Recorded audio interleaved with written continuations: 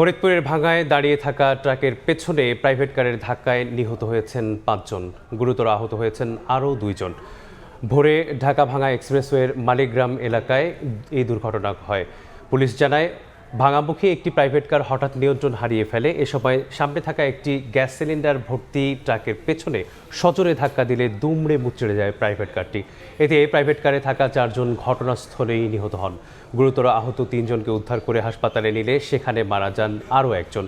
আহতদের Faridpur medical college হাসপাতালে চিকিৎসা দেয়া হচ্ছে। এ নিয়ে বিস্তারিত জানাতে ফরিদপুর মেডিকেলে আছেন সহকর্মী শিকদার সজল। সরাসরি চলে যাচ্ছি তার কাছে।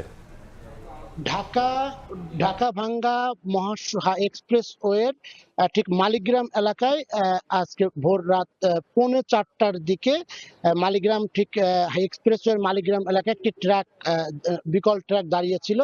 ঠিক ঢাকা থেকে যশোরগামী একটি মাইক্রোবাস পিছন থেকে এসে সজোরে ধাক্কা দেয় এবং ধাক্কা দিলে প্রাইভেট কারের 7 জন যাত্রী ছিলেন এবং সেই 7 জন যাত্রী কিন্তু গুরুতর আহত হয়।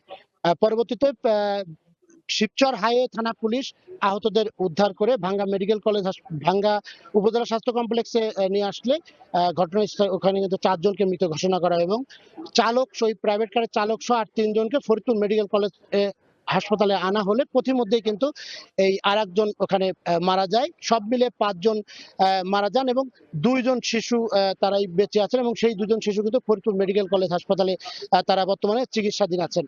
যেমনটি আমরা কথা বলেছিলাম শিবচর হাইওয়ে থানার যিনি ভারপ্রাপ্ত কর্মকর্তা মিজানুর রহমান, তিনি যেমনটি জানিয়েছেন যে ঠিক এই এক্সপ্রেসওয়ে যে মালিগ্রাম এলাকা ওইখানে কিন্তু এই বিকল ট্রাকটি দাঁড়িয়েছিল এবং পিছন থেকে এসে ঢাকা থেকে যশোরমুখী যে প্রাইভেট কারটি, সেই প্রাইভেট কারটি সজোরে তার ট্রাকের পিছনে ঢুকে যায় এবং ঢুকে যাওয়ার পরে কিন্তু এই দুর্ঘটনাটি ঘটে এবং হাইওয়ে পুলিশ তাদের উদ্ধার করে ভাঙ্গা উপজেলা স্বাস্থ্য কমপ্লেক্সে আনা হলে সেখানে 4 জন মারা যায় এবং সেখান থেকে এই প্রাইভেট কারের চালক সহ 3 জনকে ফরিদপুর মেডিকেল কলেজে আনার পথে আরেকজনের মৃত্যু হয়।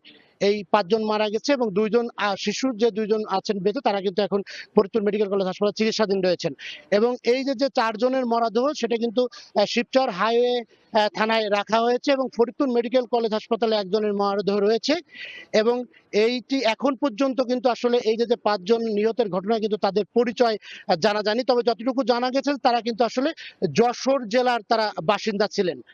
এই ছিল ফরিদপুর থেকে সড়ক দুর্ঘটনার সর্বশেষ। সরাসরি যুক্ত ছিলাম ফরিদপুর মেডিকেল কলেজ হাসপাতালের সামনে থেকে।